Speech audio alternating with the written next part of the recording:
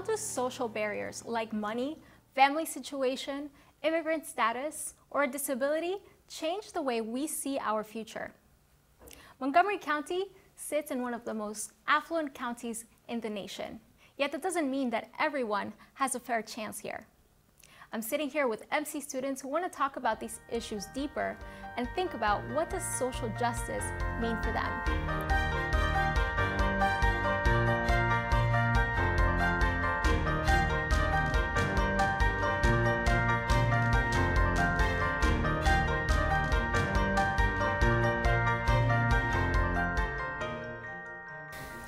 You all would have seen the picture, right, of the baseball field and the people looking at it. Let's talk a little bit about that. I think the first picture where there's everyone's on the same box, but I thought it was kind of like ironic in sort of way, because there's equity between the crates, but there's an inequity between their heights. So I thought of it as like, this is a reality that there's differences in our bodies, but it's only outside influences that affect how our perspective is to the outside world. Also, adding on that, how I see everyone has different backgrounds, and we cannot treat everyone the same way.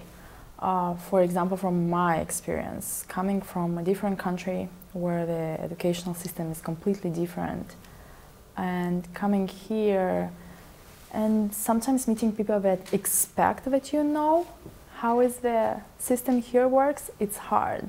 It's like I'm from a different background, so I need you to adjust to my needs so I can be equal to everyone else. I agree with what you said about where you said that that people need to be more accommodated to us. I'm speaking from experience when I say that people tend to misread what you say when you're trying to say something and they look at it differently.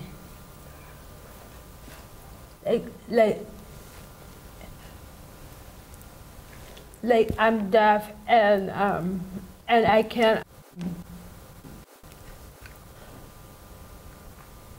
can't do some of the things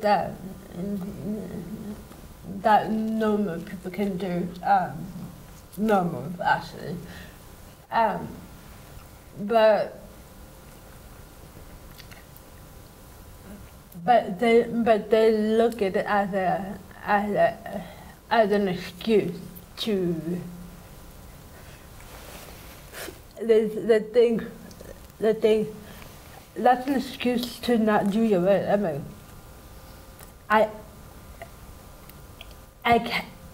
I can do the work. I just need a little help with it. I mean, like I got like when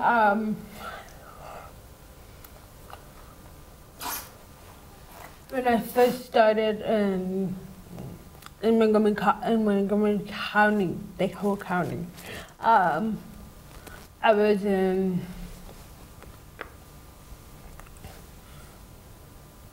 Rocky Valley. Yeah, I was in Rocky Valley, and hearing people actually like look at me and judge me just for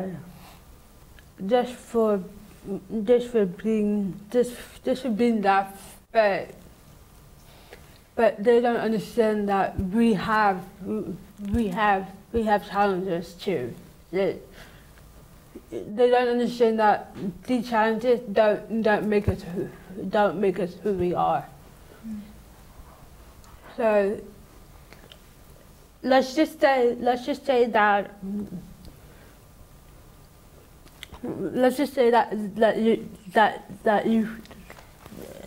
you are deaf, and that that people are treating you differently from other hearing people. What would you think? Like, what would I think about being treated differently? What would you think? Well, coming from like, you know, being a veteran, we do get kind of treated differently in a sense. You know, it's like when you wear the uniform and you're in, people are like, you know, they're like, hey, thank you for service. They wave, they say hi. Take it off, you're invisible. Nobody. When you get out, you know, it's nothing. It's like you come home and it's like the same people who thought they knew you, they're just like, hey, you're one of us now. Assimilate. You know, it's almost as if you just got out of jail and you're trying to assimilate back into the crowd. So I understand what you mean by like when people look at you differently. Been there. It's a different, you feel different. You feel like you're on the outside in. And it's also different because when you're a part of a group, when you're labeled and you're generalized as part of a different group, they say, you know, you're in that group. They judge you based off that group. So the actions of one member, you know, they kind of judge the actions of one member. They judge the whole group off of one individual, you know. And then going back on your picture, you know, to me, when I looked at that photo, I saw the 3 people on the same line of boxes, right? And that represents, you know, equal opportunity. That's what the first box represented. In the second box, one person didn't have one, another person had 2, another person had 3. So you had equal opportunity, then you had, you know, it wasn't just equal opportunity at that point, then it was inequality of outcome. You know, based off your different heights, you based it off what you got. Then the third one is, you know, there was no boxes, there was no fence, right? Because what did the fence represent? You know, the fence represented the border and the boxes, right? What did they say? Think outside the box, right? You know, I hate to quote Taco Bell, but didn't they used to say that? They used to be like, you know, think outside the box. And what happens when you think out the box? Get an open mind, right? And what does the fence do? Removes the border. So if you have an open mind, it helps people come together, and it makes people think it's one. So, you know, you kind of put diversity, that's what it's all about. You know, that's what makes, you know, like America great. It's diversity. Without diversity, you have nothing. You just keep taking the same steps forward. But the way I see the third picture is more like removing the obstacles. Like you took away that border, like no more obstacles for them to overcome. So that way they all can see the field and the game. Because as a second picture, yes, in the first one we had equality. In the second picture, they all 3 have some type of challenges. Because the first one doesn't have a box, so it's trying to see over that border without the box, so it's a challenge. The second one, we can see it's struggling as well. The third one, okay, has 2 boxes, but in order to get on that 2 boxes, it has to climb. So that is a challenge as well. So that's how I see that. But when we remove the fence, it's like no more obstacles, so everything is possible even without any help. Have you felt like you were one of those people standing in one of these pictures? Maybe you're the one with an open view, no barriers. Or maybe you've got a little box right underneath you, right? You've got some help. Like, in one of these scenarios, where do you put yourself, and what is that situation like for you? I feel like as college students, we always have barriers and issues that we need to overcome. And I feel like that just kind of goes beyond being students and more into humans in society. I feel like the more I've grown up, the more I've definitely learned that everyone has issues. And everyone has problems that we have to face, like we all have demons and skeletons in the closet, and that's just life. But I think in terms of the box, it just depends on how you react to your issues and what you utilize to overcome your problems, especially at MC. Like, one problems that people might have is that they can't pay tuition or something. But the box that MC gives us is like, oh, you can get scholarships, oh, you can apply for this and everything. So I think as an MC student, that's kind of the fence that we're having, especially like being college students in general. I think money is really an issue. But also like opportunities and internships, like that's another huge issue as being a student here. So I kind of see myself in different stages of this as like my life. But this image is basically my life, and then I see. So when I was younger, I went to a school and most of the people there were like, oh, you're not going to be successful, you're not going to achieve that much, just based off how I was acting at the time. But then I was able to find a place, like an institution that I could move from that school to another one that was able to see me differently. And then I had to pull myself out, right? So like pull myself up to the fence. But towards the end, they were able to give me a box to stand on. But I see myself today more in the third slide where there's not really a box I need to stand on anymore. There's no fence. There's probably a little bit. I don't think we can really get rid of the entire fence. To me, I think the symbolism around it is what society thinks about you, just by your outward actions and your appearance and stuff. And then they just take it, how you act, and they kind of make assumptions and stereotype you based off what they've experienced and what they've heard. So it's a challenge that I don't think is truly goes away, but you can overcome it if someone gave you a helping hand.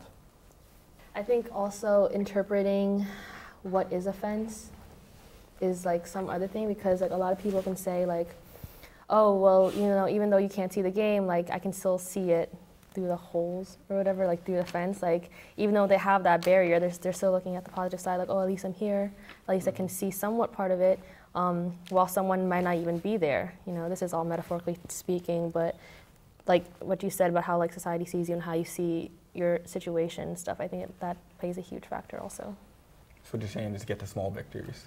Yeah. So don't just look at the big picture. You got to get the little victories, and Yeah. over Yeah, time, and small battles end Yeah. up winning the war, right? I mean, So- because you know, like everyone has issues, but if you're gonna Mhm. dwell on the past and like dwell on your problems, then you're preventing yourself from moving forward. I mean, if that person is, you know, like does want to get a better view or something, like obviously then they need that box. But like, yeah.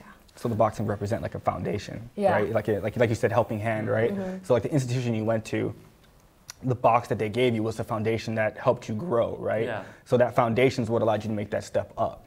And then basically now you see the fence, but you see your side of the fence. Society's on the other side of that fence. So they see something else than what you could just see, right? There's always two sides to like every story, right? So it's like the same thing. There's always two sides to the fence. But with equality and with, you know, by them helping you, by you and like society and you coming together, being open-minded and helping each other, you can get rid of the fence, right? So you try to eliminate these borders, because the fence is basically an obstacle, but without obstacles in life, you can't advance or you know, you can't develop. Yeah, like So- life isn't meaningful unless there are Yeah. obstacles for you to overcome. Well, like philosophy, right? Life is an Yeah. obstacle, right? In a sense, but this ain't philosophy. But I mean, we do have to overcome obstacles, right? No matter what they are, you know, matters like as students here, right? Like if everyone here had to name an obstacle, like what would you say was one of your biggest obstacles coming to school? Right? For me, I would say transitioning, right? From you know, military life to civilian life, right? So like when I was getting out, we had 1 week. They gave us a 1 week course where they sat you down in the classroom and said, hey, this is how you be a civilian. And we were like, what? Right? Join the military out of high school. How am I supposed to know what to do? Mm-hmm. Then it's like, there you go. It's like you're being rebirthed. But, you know, that was my obstacle, right? So what would you guys say is like your kind of obstacles, would you say? Like one of your biggest obstacles, you would say like that represents the entirety of the fence. I kind of want to add on this, on what you comment also. You know, my barrier is comparing to you guys, being American and being immigrant is different. Kind of like going on two road, and like you have to choose this side, this side. For me, going to school is, before I became a mom, it was not an issue because I didn't have any financial issue. I feel like, you know, college is, you know, I'm all for that. But once I become a mother, I see my family need more education to be successful, more integrate, more to know the school system. So, but there was a lot of barrier, a lot of stigma, you know, even for my own surrounded people. How can you do that? You are a mom, so how can you go to college? This is a lot of work, you have to do this. But I always see myself, even though I'm on the scratch, I'm the bottom, I see the people that without no offense, you know, I always put my family like, okay, when they go college or when they go high school, I am going to go graduate, you know, because education is is so important for me. As an immigrant, you know, the more, you know, you more educate yourself, the more you be part of the community, the more, you know, trying to know, you be part of it, you feel like you belong here. And so being in Montgomery College for me is like, as I say at the beginning, is a biggest opportunity. Like, I haven't decided my major yet. I don't know what I'm going to study, but my biggest accomplishment is like coming to the college for me, because college is, as immigrant, as a mother, is very tough. People like, you know, they always try to tell you negative thing. You know, this is hard. You know, so I feel like, you know, the opportunity start from the beginning, not at the end. Like, so I always see myself on the without no face, even though I'm not there yet. You feel like the biggest battle you already accomplished. Yes. It's just getting here. Yes, yes. Okay. Because, you know, as I heard of you, you know, the challenge you're talking about, you know, for me it's like, you know, nothing, because, you know, I'm doing double life, you know, like being parent, being work, and college, you know. So I always think those things. So I can do it because once I get in this building, so I have to finish it, no matter how long it takes. I have to do it. So I always see bright side, you know, and it might be like drop out, maybe break or something. I don't know, but you know. But I always the biggest side. I always see the, you know, the big picture. And also I want to add what you're saying about being different. I want to add on that. I work as an interpreter, you know, while I'm a mom. You know, I see many barriers, like many, because when you feel like in the between two people, like interpreting a word, you know, you see they kind of talking about the same thing, the same feeling, but the way not in their understanding each other, it gives different vision. So the people who need interpretation, you know, when you interpret for them, they feel like, you know, equality. They feel like, you know, they understand what you're saying. You know, they become like, you know, part of it, what they are talking, whatever, in hospital or school, whatever place. So I can kind of feeling as what she's saying, even though I'm not that person, but I see many kind of people without any disability, barrier of language, barrier of cultural, being immigrant, being in this country. So that, I think that's the reason make me to think to go to school. If I go to school, if I have degree, if I know more, if I integrate, I can make more different, you know, because I like things when they are right, you know, when they are part of it. So I think that's the beginning of the opportunity at the MSc. So to continue on the question, I'm just thinking, you know, maybe there's people that think that, all right, once you're here at the college, it's fair game, right? The level, the field is level for everybody. So what would you say to somebody that thinks like that? Is that true for you? I don't think that's true, because everyone has their own barriers and things that they have to fight with. But working together and trying to get over that fence, it's possible to remove it completely. And that's what I want students at Montgomery College to know. If you didn't succeed one time, you don't have to give up. Like, okay, I didn't get help with, I don't know, counseling department. That's why we have student senate. to help you maybe getting what you need, or you didn't get help with one of your professors, try to reach to another professors, you will get help. Like Montgomery College has a lot of resources and a lot of ways for students to succeed. Any other barriers that you guys want to talk about from your own experience? I definitely don't want to move on from that very quickly. Well, based on the question you said, like, just to restate it, you said that if someone said that everybody has the same opportunities, well, it's a broad statement, right? So in a sense, it is correct, but it's also wrong at the same time, right? Because it is right, because like everybody here said, right, we all have barriers, right? So when you think broad spectrum, right, if everybody has a barrier, then technically it's right, because it's an equal playing field, and we're saying everybody has a barrier they have to come across. Granted, maybe communication, it could be financial, it could be, you know, it could be just resources itself, or like you said, just trying to get there, right? The first step is trying to get into college. Again, that's still it's like the picture, it's still an obstacle. But no matter what you say, yes, it is still right, because everybody has a sense of, you know, a barrier we have to cross. But it's also kind of wrong in saying that, you know, everybody has the same barriers. Like, it's not the same barriers that everybody has. You know, it's different. Like, just like I just said, financial, educational. You know, you could be special needs, you could have disabilities, you could have learnings, right? You know, people come home, you know, they're not the same. So, you know, I have friends who, you know, they got TBIs, right? So these were people who, you know, like, let's just say, like, I have one friend, she was amazing at math. You know, she's staying a TBI. Now she's barely passing, you know, math 99 or whatever it is. What is TBI?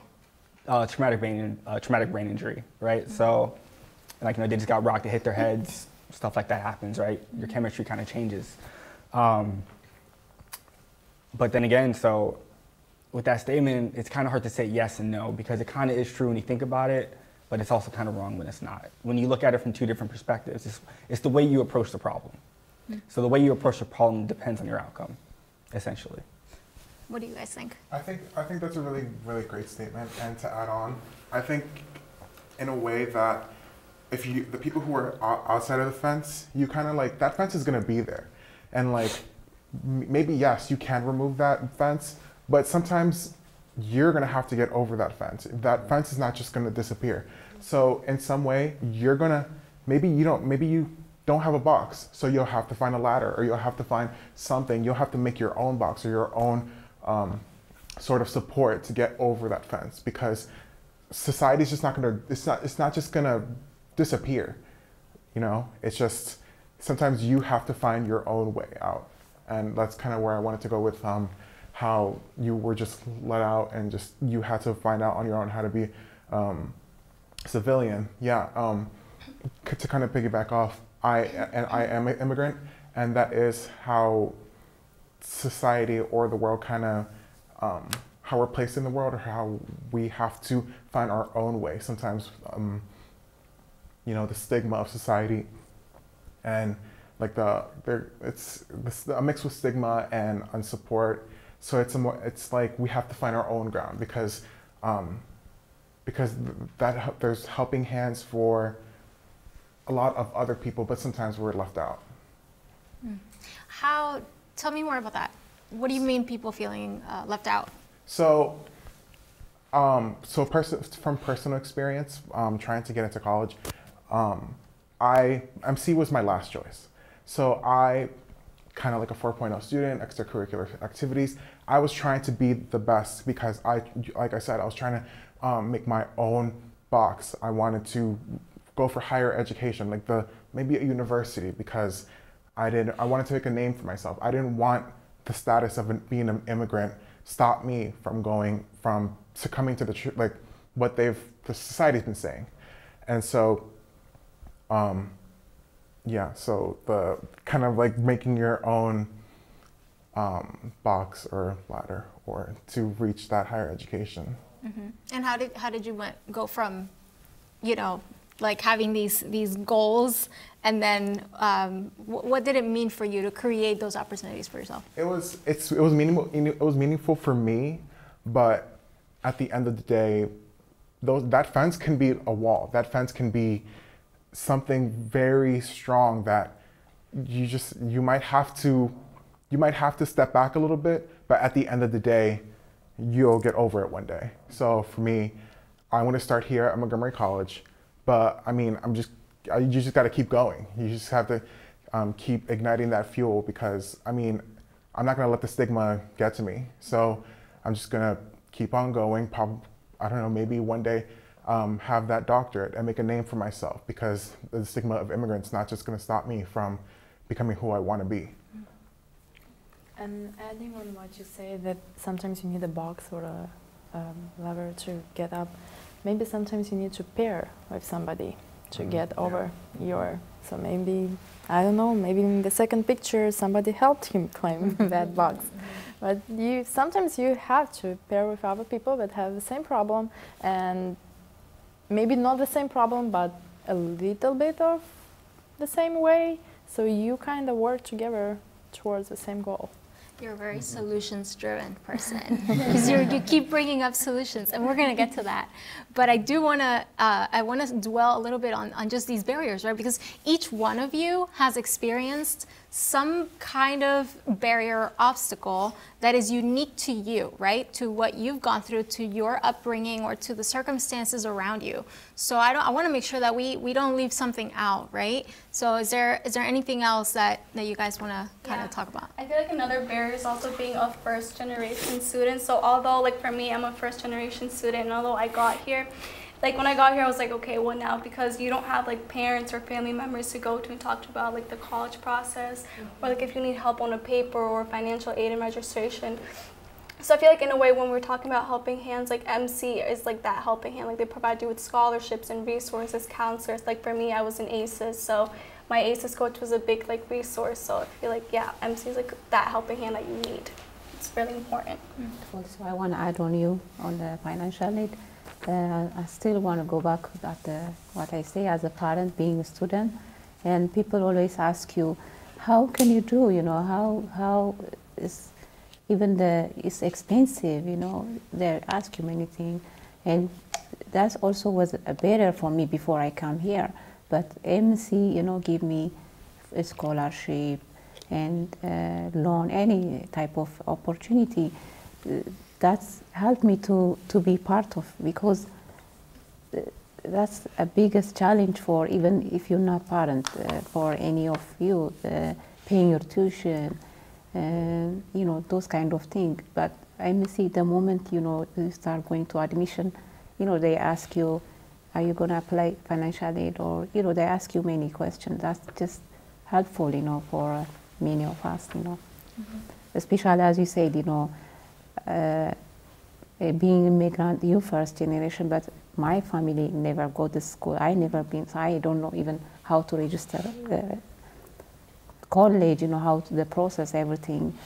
But the MC, you know, really helps me. The counselor, they help me through all of the process. You know, that's just the biggest barrier for me. I mean, they help me a lot on that process. Yeah.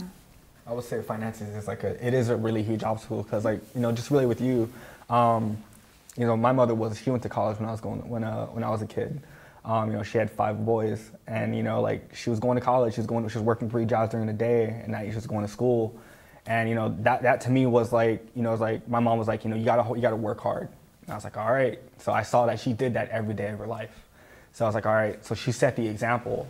Granted, yeah, she was first generation here, but it's also the fact that she instilled that hard work. And like with you, when it said finances, it's like, how are you gonna pay for it? Because when you're, you know, when you're an adult and you get out into the world, right? I don't know if you guys like pay rent and all that kind of stuff, but that when you're trying to become a full-time student, and then it's, you know, because you're older, so you're like, you know, I got to try and rush through this, right? I don't have, you know, that illusion of time where like we had all the time in the world when we were 18, 17, right? And then you get to 25, 27. You know, I have friends who are like 33 and they're in college. They're like here, or they're like their 4-year institutions, and it's like, you know, how do you equate it, right? So it's like, all right, so if I'm gonna be a full-time student, I have that in one hand, right? It's like picking apples. Then you're like, all right, but in this hand, I still gotta pay my rent. So, you know, it's like, okay, which one comes first? And it's like, all right, I gotta take care of them both. Now it's like, all right, now what do I eat, right? So I understand where finances come from. Yeah. So I know what it means to grow up like that. And it's hard, when when you're trying to become a full-time, because some scholarships, they say, you got to be a full-time student, right? Or they have like credit limitations, or they have a certain amount of semester hours you have to take, right? And if you don't meet those semester hours, you don't meet the scholarship, right? That's it. So unfortunately, I know what it means to where it's like, all right, am I going to burden myself and just like bury myself with schoolwork, and I just still got to go to work and try to make some money to survive. When you get older, you find out, there's bills, and then like, I don't know if like they don't teach this in high school, but they're not like, they don't teach you about like life insurance. They don't teach you about, paying taxes and all that fun stuff, right? Like nobody tells you, how much money the government's going to take from you with like federal, state, FICA, healthcare, right? Medicare, right? They don't tell you these numbers, which I think they should change in high school. Actually, they should have a course called Life. But to jump on what you said. They, at least where I went to high school, Richard Montgomery, they do have a course, but it's not like well known. The counselors, when I left, started ramping up its awareness, and it's still kind of low in people's eyes. They probably would rather take another math class. It's considered a math class. It's called Quantitative Literacy, or Quant Lit. They go over all the tax forms, so you know all the numbers, the 7.5%, the 15.3%. Just all the numbers you need, and then like Life 101, right? Yeah. But still, in my opinion, I think they need to ram that up.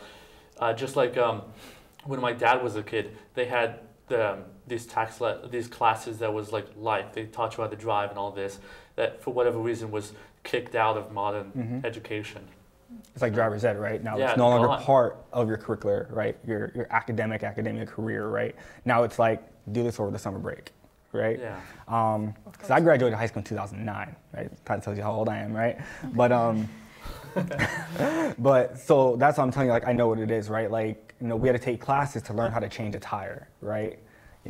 Granted, my friend's dad taught me how to change a tire, but it's kind of like they don't teach you this stuff in school, right? Unless you want to. When I was in 8th grade, how I learned to write a check was at home ec class, right? Like, come on, like, they didn't teach this in any other classes. Yeah, I knew algebra, I knew history, I knew when the Hawaiian Islands were created and why, and all this like demigods or whatever, but it's like, okay, how do you change a tire? How do I file taxes when I'm 19, right? So, or who can claim me? Or, stuff like that, what forms, or like, what's my credit score?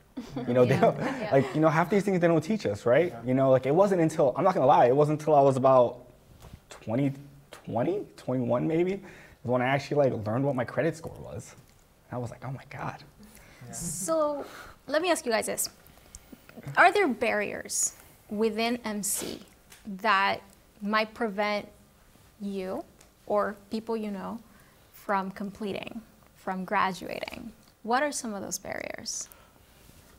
I know for like a friend's friend, she's undocumented. So she's not able to pay for a lot of, cause I think she pays out of state. So she's not going to finish, or she wants to finish, but I think it's going to take a little bit longer for her to finish just to pay it off. So I think that's like another barrier that I know like people are like facing. So I don't see Montgomery College as creating a barrier or having a barrier within it. I think of just one big problem, like a mental barrier you have with yourself. Just, oh, I don't think I'm able to succeed. And it's brought on by all the stress of like having to worry about finances, if you pay rent or you have a job, and just time and wanting to get stuff done quickly. Like, I know how you said, it's like as you get older, you're like, oh, time's limited, right? And I kind of feel like I need to get stuff done, kind of like try and squish it within that 4 years, not go over like 5 or 6. For whatever reason, I have no idea why I think that way, right? But I just want to get straight into life, right? And I think a lot of people think that way, and they just get worried and they get stressed, and they're like, oh, I can't do this kind of thing. And I think that's a big barrier people face. Just like the self-imposed. So planning, right? Yeah. So I think everybody looks at the long-term goal, and that's what scares you, right? They look really far ahead, right? It's like, for instance, like, what do you want to be? You said doctorate, right? So like, what are you going for? Doctorate in what? Communications, right? So you're looking straight. Like, would you say like initially, you like when you realized there was a problem, right? Like you realized there was that wall, that barrier. You saw it's me. Here's point A. point B is that doctor, right? You're like, how do I get there as quickly as I can, right? Trying to do that 40-yard dash, right? But you forgot, you got to go this way, right? So, you know, life isn't, if life was like this, it would be kind of short, right? Your slope would be great. But, but granted with that, you know, it's, I guess, you know, the thing with MC to me, I would guess the biggest opportunity that I would see here is like a lack of academic counseling. Like a lot of people aren't aware of it. So a lot of people do self-advising, right? Granted, I was one of them. I'll raise my hand to that. I got talked to by that. I guess Miss Lauf, you know, shout out to her. She's one of the best academic counselors here. She'll tell you straight up. But yeah, like, it's people when they self-advise, they just don't know what, or, you know, they think they know what they want to do, right? And then they're like, okay, I need these classes. They forget, I actually need these classes. And then when they take these classes they don't need, they're just like, oh, damn, I just wasted like, you know, 3 semesters taking courses I didn't even need. So that's why I would say, you know, lack of academic counseling is one of them. But also a lack of planning. I guess, like, you know, we're not taught how to plan, right? Like, no one's really taught, look at the short-term goal, right? Everyone's like, point A to B, right? Like with that doctor, right? No one ever thinks, no, okay, no, point A to point A1, then point A to A1 to A2. No, we keep going to AT. Because if you keep attacking the small battles is where you win the war, right? It's not just going from here to there. One of the obstacles I see happening to a lot of students who came out of high schools is, I don't know, they still have that feeling of waiting somebody to babysit them. And the problem is, no, you are thrown out in life, so you have to fight for you. And that's a barrier, like, they figure it out a semester later, after they were struggling with classes, with getting to classes, with homeworks. And after a semester where they're overly stressed, like, okay, I have to change it something. So I think that's an obstacle there. Maybe about counseling to advise students when they come right after high school is like, okay, your childhood is gone. You're an adult now, so let's jump into it. To piggyback on that, like, I think actually, like, academic counseling should be part of your registration. So, like, you know, you come to MC, you're like, oh, you want to be a student? All right, you know, go get your student ID, come back here, set up an appointment with a counselor, right? Because most of these kids, they're just like, oh, I know what I want to do, right? I want to be a doctor, so I know what I want to do. But it's like, oh, okay, but do you know how to get there? They're like, no one can tell you the first step to get there. But that's, you know, that's what these counselors are for. They help. You know, they kind of give you a road. It's kind of like, it's how you follow that road, in a sense. And just to add on to that, I just, with personal experience, you know, in high school, there were counselors who didn't know how to handle such a situation as being an undocumented immigrant. So one of the important things that I wanted to add on was that within this academic counseling, that they be educated to be able to support immigrants, because the reality is we can't file FAFSA, we can't go for financial aid or these opportunities that are open to other students. So I guess I just wish that all counselors or all academic advisors would just be able to encompass every perspective or differences. I want to add on that. In my view, the barrier is like some of the class, you know, especially being immigrant, you know, English as a second language learner, there are classes you need to take, like maybe 3-4 semester, you know, when a student spending that time in that that classes, you know, for example, some of my friends, they are like very high, smart people, they have degree back home, but by spending this time at the college, they kind of feeling discouraged, because, you know, I know as a second English language learner, it's kind of tough, you know, to meet the qualification. And I know so many people, they just drop out, you know, because I have this degree, I'm engineer back home, I am this, I can, if I learn more, I can make more difference in this country, in this community. But because of this, I cannot continue. You know, I know many people, they just drop out just because they don't want to go this process. And I feel like if they have some way like to minimize those classes or some boost classes, you know, in order to you know, to expedite those classes, I feel like that's a barrier at the MSA as an immigrant. I see it, so it takes longer. Oh, adding on that, I just had a student the other day complaining that, again, lacking of counseling. When he was going through all that classes, which would get you eventually to English 101, he didn't know that he could take some math classes at the same time because nobody told him. So he was taking one class at a time per semester, which extends the time of being in college much longer time, many years. Where if he could take some math classes or any other classes that were allowed, and if he would know about that, it could shorten the time. One of the barriers would be communication. I would say something, and the receiver would not get what I'm trying to say. It's like the message isn't going. The message from the message to the receiver, it would go. It would change the words a bit and then go to the receiver. Like it wouldn't be exactly what I said. And another one would be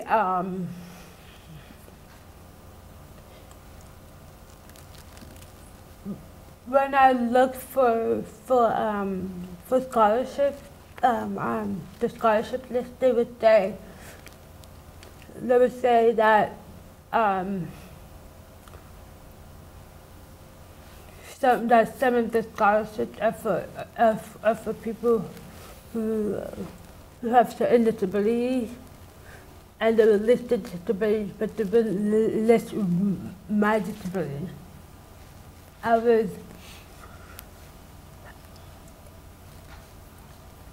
For example, I was trying to apply for a scholarship in ACES, and they were trying to list some disabilities that other people have, but they won't look out for some other people. So I was struggling. I'm still struggling financially, but it's kind of hard having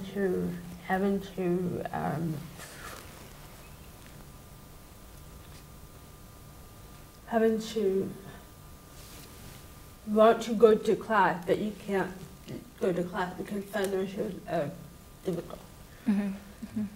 Like you felt like that there were not enough scholarships for people that have a similar disability as you, or your disability? Yes.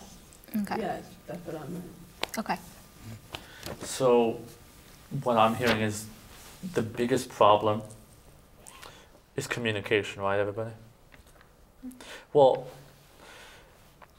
that we don't know what we don't know, right? And we have to, getting out of high school, getting out of the military or what have you, we have to rely on the counselors. And in a way, I think that there's a lot of responsibility placed on the shoulders of the counselors that kind of comes with some burden, where they have to kind of grab and all this information and try and get to just trying to consolidate it in their minds so they can better help everybody. I see there's a problem with them trying to grab out at every major and trying to find out the best possibility, but they kind of like forget about some stuff and different things because they have so much information they got to know. And there is a problem with people describing how they what they want to do, right? What they say a major, and like I told one of my counselors that I wanted to do cybersecurity, and they recommended the standard path, right, where you went through and you got your associates and your different things. But each university kind of has a different list of classes you want to take. So I wanted to go transfer here after 2 years, go to University of Maryland, University College, because that's like the cybersecurity program for the University of Maryland. And they have a different list of classes that I have to take that I had to bring up to my counselor. So I had to be kind of prepared myself, so I can see problems with people who want to do a similar thing, and they listen and they follow the standard plan, and they might not be able to go to those universities, and or if they do, they're going to have to take their fundamentals over again, or do it in a different way, and that will take a lot of time from them. So there's, I think MC is trying to fix the situation with the counselors. To me, as we were talking, I think a great way would be to have just like a general counselor who knows where to point you towards, and you have like a counselor dedicated towards a certain major. I think that would lower the amount of burden on each general counselor if you had like someone who was over technology, cybersecurity, or STEM, or just biology, just these general areas.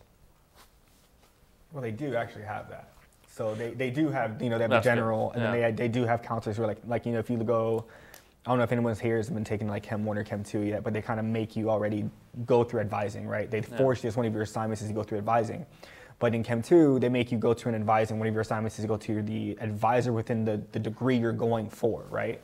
So granted, that does exist already. Yeah. But the issue with you, I would say where me and you kind of butt heads on that is the burden has to go on you. So because what happens is the academic advisors here, they're advising you to get a degree here, right? So the difference is, like when you said you're trying to go to UMUC, right?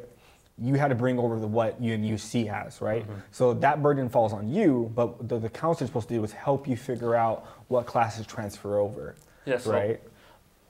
Well, I think there's just a little bit of miscommunication between us.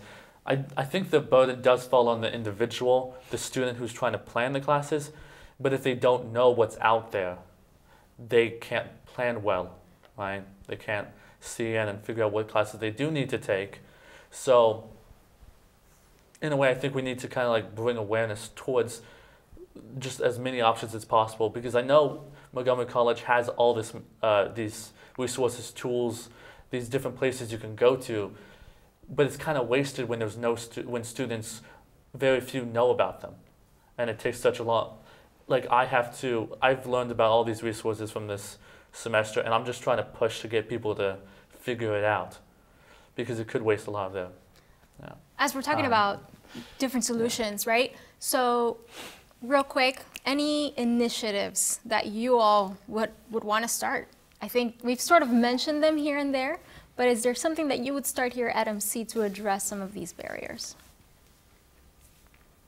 I would say academic counseling is one of the biggest ones, like pushing that like forefront for students, because you know most of the students here probably haven't even like seen their academic counselors unless they were required to as an assignment. Mm-hmm. I would say push that out and make them have to see it, make it part of the registration process where, you know, when you apply to come in, it's like you have to check a box that says, hey, we'll meet, you know, with an academic advisor, you know, beforehand, because the academic advisors are, you know, they're also here before school starts. So like when you're applying to come here, you know, usually it's already during a semester that's already going on, and you're applying for like the next semester. So, you know, you should have to see like a counselor to kind of be like, hey, so when you come in and you apply, these are the classes you should apply to starting off the bat.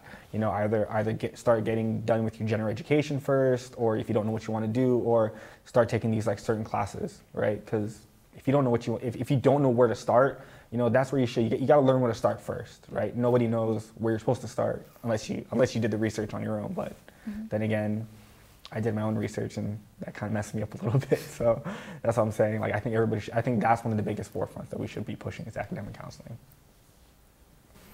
I think there are a lot of scholarships opportunities out there that students just don't know. So maybe make them more accessible to students, more so students are more aware where to find them, because I know for sure once that I got more involved in different activities, that's when I found a lot of resources and a lot of things, but not before that. And a lot of students still don't know about it, everything that is available for them.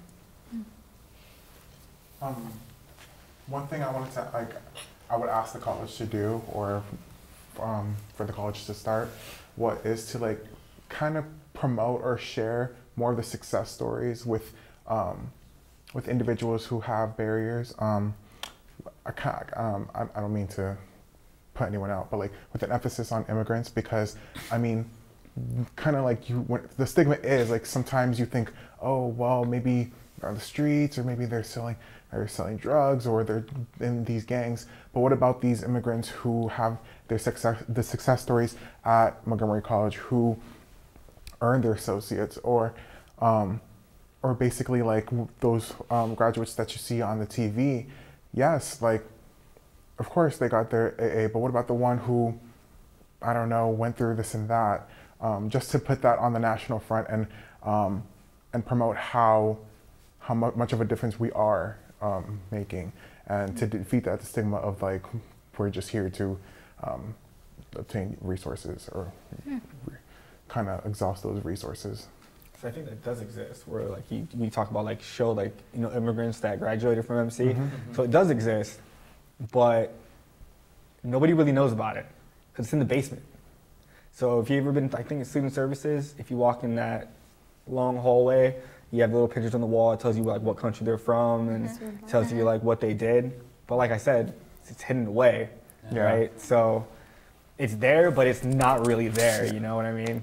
So I agree with you. Show positive reinforcement, right? So so people can see the example instead of thinking that there's an example, right? So they don't feel like they have to be the example. They can follow somebody else's example, right? They're okay, I have positive reinforcement, right? Is that kind of what you're going at? Yeah. And something add on you. Yeah. As you said, some example story. I also want to see some attractive, how anybody can come in the college, because especially Montgomery College is the area, the diverse, in the high standard, people, when you see they have sometimes PhD or something. Oh, I was in a Montgomery College, they say like that. Okay, you were there, or you see many story. But as I said, as my self experience, there is no some attraction, even though people can do it, even they are not parent or something, they kind of go different way. But if Montgomery, college, they have some event or some, some way for, especially for immigrant people, here is, you can do in MC. This, you can start from scratch here.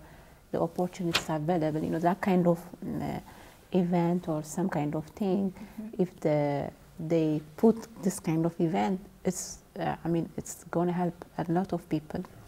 Even myself, I changed. I told many friends, they to come to MC. Now some of them they graduate with certificates. Some of them they still going. Some of them they are still thinking. So if there is opportunity, from the Montgomery College, it's going to help a lot of people. Yeah. Thank you all very much. This has been a really good discussion. We've learned, I think, from a lot of your perspectives and given us a lot to think about as well.